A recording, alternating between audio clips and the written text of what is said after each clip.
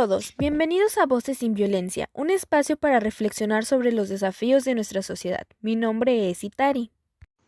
Yo soy David y hoy tenemos un equipo increíble para hablar de un tema que nos duele y nos urge, la violencia por la razón de género y los retos para lograr una verdadera igualdad e inclusión. ¡Qué emoción! Yo soy Melanie. Les contamos que este podcast es parte de una actividad de la material Igualdad de Género, Diversidad Sexual e Inclusión de la UNL. Vamos a compartir datos reflexivos y propuestas. Y yo soy Jaime. Prepárense porque vamos a profundizar en un tema complejo, pero con mucho compromiso. ¿Listos para comenzar? Empecemos.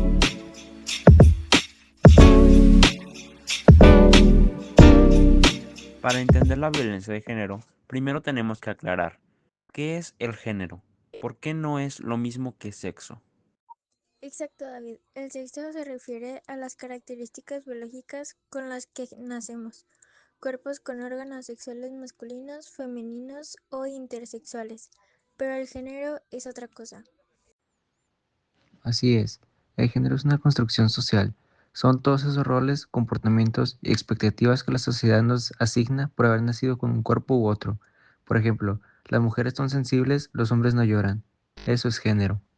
Y justo de ahí viene el problema. Como explica Francesca Poggi, una autora que investigamos, el género es como un conjunto de estereotipos, y los estereotipos pueden usarse de dos maneras. Cuéntanos, Itari, ¿de qué maneras? Uno es el uso predictivo, cuando asumimos que algo va a pasar porque generalmente es así. El otro es el uso normativo, que es peligroso, cuando decimos que así debe ser, por ejemplo, creer que los hombres deben ser fuertes y violentos. Es un uso normativo del estereotipo. Y esa es la raíz de la violencia, porque si alguien no cumple con ese deber ser, puede ser castigado o excluido.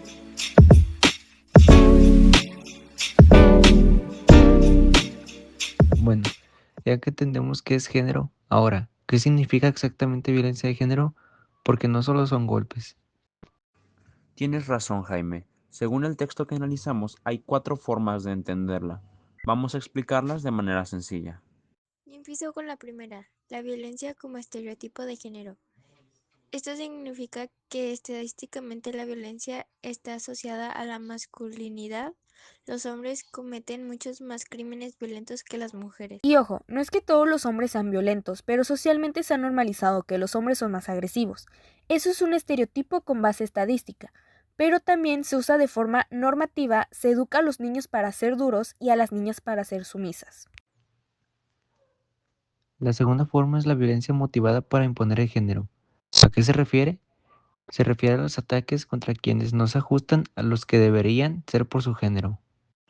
Claro, como la violencia homofóbica o los llamados crímenes de honor contra mujeres que no siguen las tradiciones. Ahí el motivo es puramente el género de la víctima.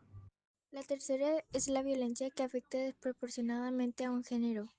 Por ejemplo, las mujeres son las principales víctimas de violencia sexual y violencia doméstica a nivel global. 2/3 de las víctimas de homicidio cometido por la pareja son mujeres. Pero ojo, Melanie, esto no significa que los hombres no sufran violencia. De hecho, los hombres son la mayoría de las víctimas de homicidios en general. La clave es que ciertos tipos de violencia golpean más a las mujeres. Y la cuarta forma es la violencia como herramienta de dominación. Es cuando se usa para mantener a las mujeres en una posición de desigualdad para controlarlas. Es la violencia que sostiene al patriarcado. Muy importante, Jaime. Y todas estas formas se combinan. Por eso no podemos reducir la violencia de género a un solo tipo. Pongamos esto en contexto. ¿Qué pasa en México? ¿Por qué no es un problema abstracto? Nos duele en el día a día. Las cifras son alarmantes. Según datos del INEGI y del Secretario Ejecutivo del Sistema Nacional de Seguridad Pública, en México cada día son asesinadas alrededor de 10 mujeres, por razones de género, y esos son solo los feminicidios clasificados. Y luego está la violencia en el noviazgo, el acoso callejero, la violencia psicológica que muchas veces se normaliza. Frases como, es que por algo te pasa, o tú te lo buscaste, son violencia también. Y no podemos olvidar la violencia contra las personas de la diversidad sexual.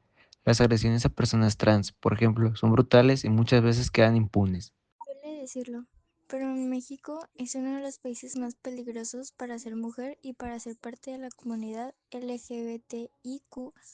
El problema es cultural y estructural. Exacto, Melanie. Por eso no basta con leyes, necesitamos cambiar las mentalidades.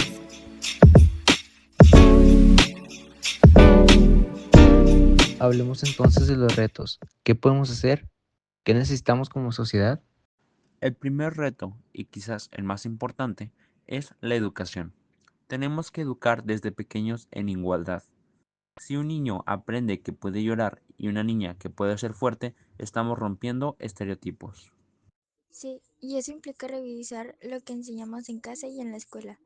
Los juguetes no tienen género, los colores no tienen género, las emociones no tienen género. Es un trabajo de todos los días. Otro reto enorme es el lenguaje incluyente. Como vimos en el manual de InMujeres, el lenguaje no son solo palabras, es poder.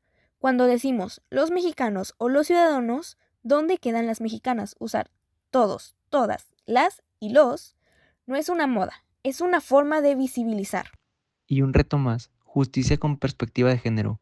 Necesitamos que las autoridades, jueces, policías entiendan estas violencias, que no revictimicen a quienes denuncian, que las leyes se apliquen. También necesitamos políticas públicas efectivas, campañas de concienciación, refugios para víctimas, líneas de ayuda, educación sexual integral. No podemos dejar todo en manos de sociedad civil.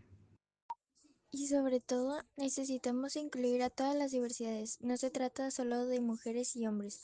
Hablamos de personas trans, no binarias, de todas las orientaciones sexuales. La igualdad es para todas, todos y todas.